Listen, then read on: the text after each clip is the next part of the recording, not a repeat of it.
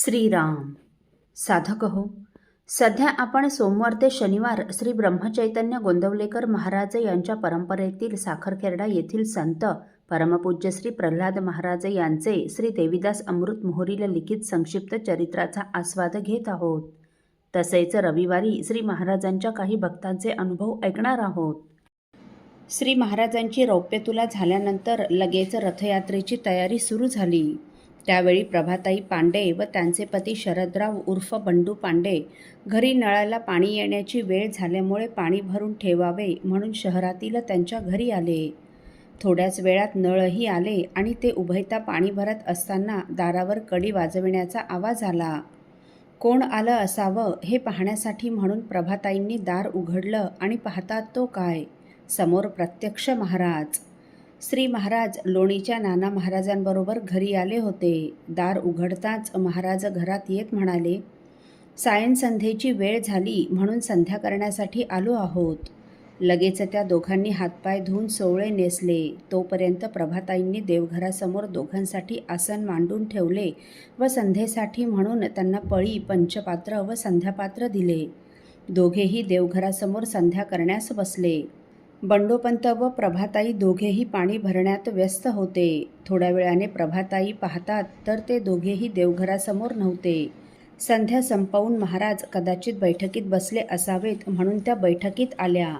पाहतात तर महाराज तेथेही नाहीत. त्यांनी बंडोपंतांना आवाज दिला आणि त्या दोघांनी महाराज बाहेर कुठे दिसतात का म्हणून घरासमोर येऊन पाहिले, परंतु महाराज कुठेच दिसले नाहीत. श्री महाराज नाना महाराजांसह अंतर्धान झाले होते. श्री महाराजांची अकोल्यातील बहुतेक सर्व उपासक मंडळी रौप्यतुला पाहण्यासाठी स्वराज्य भवन मैदानावर आली होती.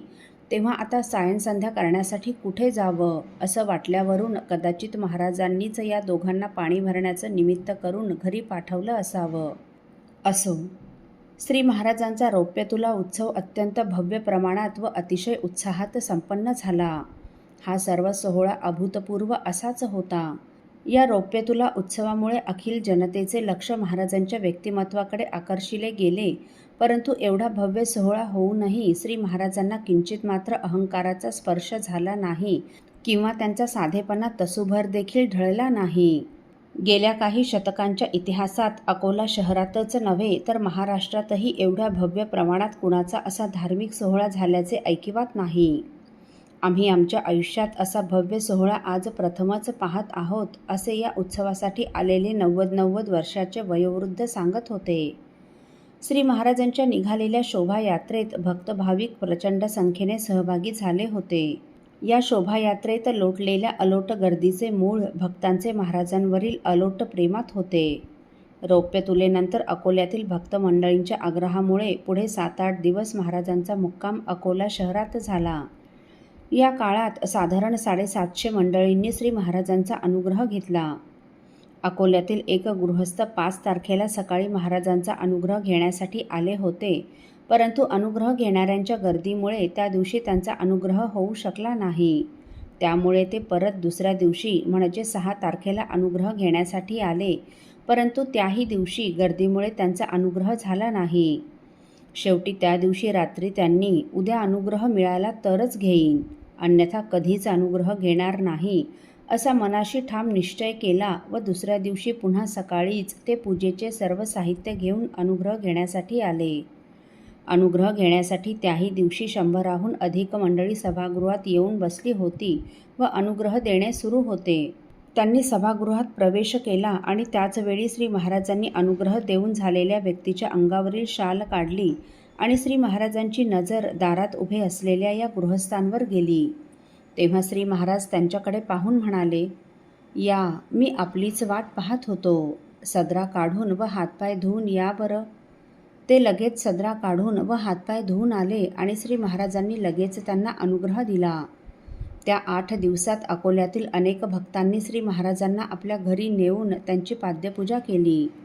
त्यातील जुने शहर विभागातील एक भक्त श्री महाराजांना आग्रहपूर्वक आपल्या घरी घेऊन गेला व त्यांची पाद्यपूजा करून झाल्यावर श्री महाराजांना हात जोडून म्हणाला, महाराज, आपण आपली रौप्यतुला जशी करून घेतली तशीच आपण आपली सुवर्णतुलाही करून घ्यावी. तेव्हा श्री महाराज त्याला म्हणाले, भोग कुणाला चुकला आहे का? प्राक्तनात जर तसा भोग असेल तर तो भोग भोगणे भागच आहे. आजार, विकार, दुःख, दारिद्र्य, अपकीर्ती, अपमान हे जसे पूर्वार्जित दुष्कर्माचे भोग मनुष्याला भोगावे लागतात, तद्वतच श्रीमंती, संपन्नता, सुख, मानसन्मान, ऐश्वर्य, सत्कीर्ती हे सत्कर्माचे भोगही मनुष्याला भोगावेच लागतात. श्री महाराजांचं हे उत्तर ऐकून तो मनात अत्यंत ओशाळला. आपल्या बोलण्यातील चूक त्याच्या लक्षात आली व त्याने लगेच, महाराज, माझी चूक झाली, क्षमा करा मला, म्हणून श्री महाराजांच्या पायावर मस्तक ठेवून नमस्कार केला. असो, साधक हो, परमपूज्य श्री प्रल्हाद महाराजांच्या रौप्यतुला उत्सवाच्या यशस्वीतेसाठी अपेक्षित असलेला निधी श्री सद्गुरू रामरायच्या कृपेने कसा जमा झाला हे आपण पुढील भागात ऐकणार आहोत. श्री राम समर्थ.